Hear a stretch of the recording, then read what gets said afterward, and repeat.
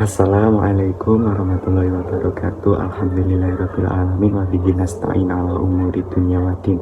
Wassalatu wassalamu ala asrofil mursalin wa ala alihi wa sahbihi ajmain. Amma ba'd. Yang terhormat kepada Ibu Hani Hidayati SPDI MPD selaku dosen pengampu mata kuliah agama, tidak lupa pada para penonton yang sangat mulia. Yang pertama-tama dan yang paling utama, marilah kita panjatkan puji syukur kehadirat Allah Subhanahu wa Ta'ala yang dengan senantiasa memberikan kita rahmat, sehat, dan diberi kebahagiaan. Salawat serta salam senantiasa tercurah kepada junjungan kita Nabi Muhammad SAW. Sebelum masuk materi yang saya sampaikan di sini, perkenalkan, nama saya Iqbal Saiful Amri dari Prodi TI Informatika kelas C. Di sini saya akan mengambil tema yaitu Islam, demokrasi, dan HAM. Apa sih yang dimaksud demokrasi? Nah, demokrasi di sini secara etimologi ada 3 suku bahasa. Yang pertama itu hak yaitu kewenangan atau kewajiban untuk melakukan atau tidak melakukan sesuatu. Contohnya, hak atas kebebasan berpendapat.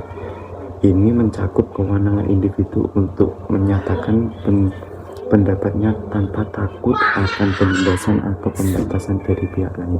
Yang kedua yaitu asasi, segala sesuatu yang mendasar dan fundamental pada objeknya. Yang ketiga yaitu manusia itu sendiri, yaitu yang memiliki hak khusus yang melekat pada setiap individu. Nah, dari 3 suku kata tersebut dapat disimpulkan definisi hak asasi manusia yaitu sebagai hak khusus yang melekat pada hakikat keberadaan manusia, memiliki implikasi bahwa hak ini dapat diberikan oleh negara atau pihak lain, tetapi merupakan hak inheren. Hak inheren yaitu hak yang melekat pada setiap individu sejak lahir. Nah, di sini negara pemerintah melindungi kehormatan serta harkat dan martabat manusia, sehingga setiap individu dapat hidup bebas, layak, dan tanpa diskriminasi. Nah, contoh hak asasi manusia yaitu hak atas kehidupan. Setiap individu memiliki hak untuk hidup dan tidak dianiaya.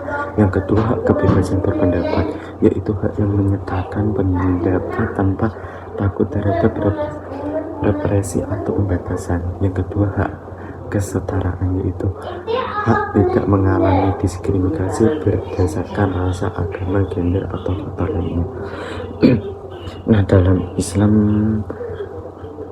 dan Islam ada 2, yaitu hak al-insan, yaitu hak manusia yang esensial. Kesimpulannya merupakan hak dasar yang harus dipenuhi untuk memastikan kehidupan dan martabat manusia.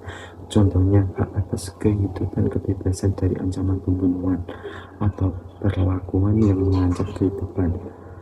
Nah, yang kedua yaitu hak Allah, yaitu hak antara manusia dan Allah. Contohnya yaitu beribadah. Nah, di sini kita tuh diwajibkan untuk beribadah seperti sholat, puasa, dan haji. Haji sebagai yang mampu, sebagai kewajiban kepada Allah.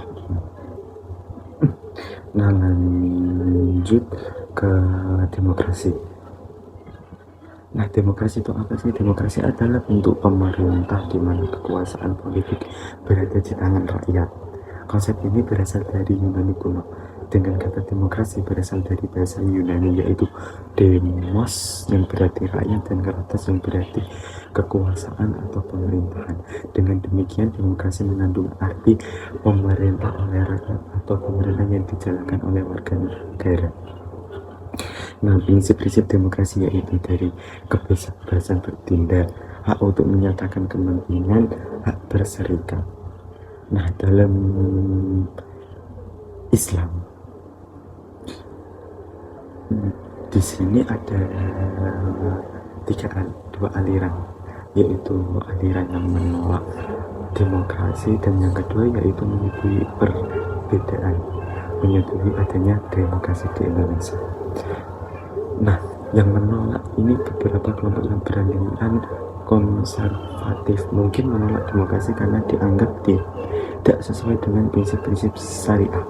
Sedangkan yang setuju aliran ini yang menolak demokrasi dengan beberapa penyesuaian atau batasan yang sesuai dengan nilai-nilai Islam, seperti partisipasi aktif masyarakat dan mekanisme konsultasi. Penting untuk dicatat bahwa pandangan Islam terhadap demokrasi dapat beragam dan dipengaruhi oleh interpretasi agama yang berbeda. Namun, nilai-nilai seperti keadilan, konsultasi, dan batasan kekuasaan pemerintah tetap menjadi elemen-elemen penting dalam konsep demokrasi yang dihayati oleh beberapa aliran Islam. Nah, oh iya, untuk sejarah HAM itu sudah ada sejak zaman Nabi Muhammad, yaitu adanya Piagam Madinah. Yaitu konsep sejarah Piagam Madinah juga dikenal sebagai Konstitusi Madinah, disusun oleh Nabi Muhammad setelah hijrah ke kota Madinah pada tahun 62 Masehi. Piagam ini mensertakan dasar kehidupan bersama antara Muslim dan non-Muslim. Baik, terima kasih. Inilah pidato yang dapat saya sampaikan, semoga bermanfaat, dan apabila ada pernyataan, ada pertanyaan bisa langsung di kolom komentar. Wassalamualaikum warahmatullahi wabarakatuh.